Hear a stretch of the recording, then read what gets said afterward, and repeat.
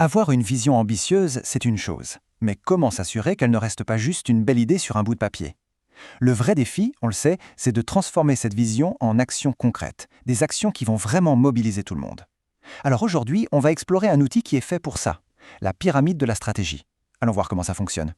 Et voilà l'outil en question, la pyramide de la stratégie. Ce n'est pas juste un joli schéma, non, c'est un véritable cadre de travail qui nous force à faire le lien entre la grande vision, tout en haut, et les tâches de tous les jours, tout en bas. Le but est simple, mais essentiel. Faire en sorte que chaque action, à n'importe quel niveau, serve le même objectif. C'est comme ça qu'on évite de s'éparpiller et qu'on maximise son impact. Notre parcours va suivre la logique de la pyramide. On va d'abord s'attaquer aux fondations, le fameux pourquoi, ce qui donne du sens à tout. Ensuite, on descendra vers les paliers pour définir le quoi, c'est-à-dire les objectifs. Puis, on passera au plan de match, le comment on y arrive concrètement, et à la fin, on verra comment tout ça s'imbrique pour former une stratégie vraiment solide. Allez, on commence par le sommet. Ça peut paraître contre-intuitif, mais le sommet, c'est la fondation de tout. C'est le pourquoi, c'est la partie qui inspire, qui donne une âme au projet. Sans un pourquoi clair et partagé par tous, toute la structure risque de s'écrouler. Ces trois premiers éléments qu'on va voir, la vision, la mission et les valeurs, sont plutôt conceptuels. On ne parle pas ici de tâches à faire, mais de l'esprit, de l'ADN de l'organisation. C'est en quelque sorte l'étoile polaire. Même quand ça secoue, elle permet à tout le monde de garder le cap.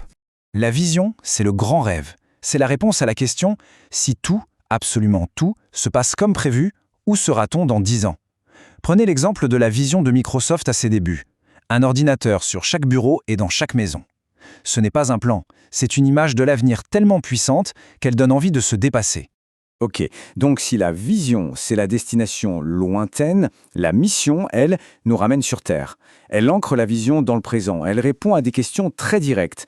Qu'est-ce qu'on fait concrètement? Pour qui? Et quel impact positif on veut avoir là, maintenant? C'est le mandat clair et net de l'organisation. Et pour finir cette partie, il y a les valeurs fondamentales. On pourrait dire que c'est le code de conduite du voyage. Ce sont les croyances non négociables qui vont guider tous les comportements. Et attention, ce n'est pas juste une belle affiche au mur. Ce sont de véritables filtres pour prendre des décisions, pour recruter, bref, pour façonner la culture au quotidien. C'est un peu la boussole morale. Bon, on quitte le sommet pour descendre au milieu de la pyramide. C'est ici que l'inspiration commence à se transformer en intention. C'est l'étape où on va traduire le grand pourquoi en objectifs bien concrets, bien mesurables. Ce qui est génial ici, c'est que tout s'enchaîne logiquement. On part des priorités stratégiques, ce sont les 2 à 5 grands chantiers sur lesquels il faut miser pour que la vision devienne réalité. Puis, chaque priorité est découpée en objectifs à long terme, des résultats chiffrés à atteindre d'ici 3 à 5 ans. Et peu atteindre ces objectifs, eh bien on lance des initiatives, c'est-à-dire les grands programmes et projets concrets. On arrive maintenant à la base de la pyramide. C'est là que tout se joue, que la stratégie prend vie au quotidien. C'est le plan de match, la partie la plus concrète, où les belles idées se transforment enfin en action. En fait, si les niveaux du dessus nous ont donné la destination et les grandes étapes, cette base, elle, nous décrit la route à suivre chaque jour, les outils à prendre, les pas à faire un par un. C'est vraiment le pont entre la grande vision et le travail de l'équipe sur le terrain. Alors là, attention, il faut bien distinguer 2 termes qu'on mélange souvent. Les stratégies, c'est le comment général, l'approche globale pour réussir une initiative.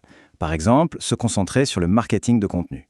Les tactiques, en revanche, ce sont les actions spécifiques. C'est écrire 3 articles de blog par semaine ou lancer une newsletter mensuelle.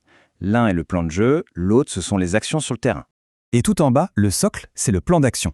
Là, on est dans le détail ultime. Qui fait quoi, pour quand, avec quel budget? C'est la feuille de route précise qui transforme les idées en une liste de tâches claires avec un responsable pour chacune.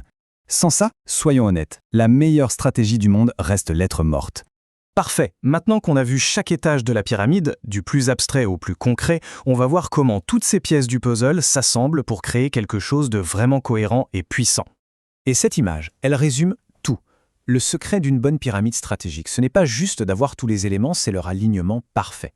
Chaque plan d'action doit servir une tactique qui elle-même exécute une stratégie, qui fait avancer une initiative, et ainsi de suite jusqu'à la vision. Si un seul maillon de la chaîne est cassé, toute la structure devient fragile.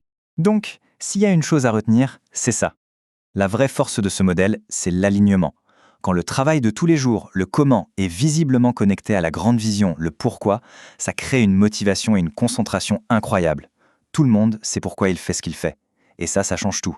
Et on va finir avec une question à se poser. Si on pense à son propre projet, son équipe ou son organisation, est-ce que la stratégie ressemble à cette pyramide, bien solide, bien alignée? Ou est-ce que c'est plutôt une simple collection de tâches, un peu déconnectée d'une vision plus large? Réfléchir à ça, c'est peut-être déjà faire un premier pas vers le succès.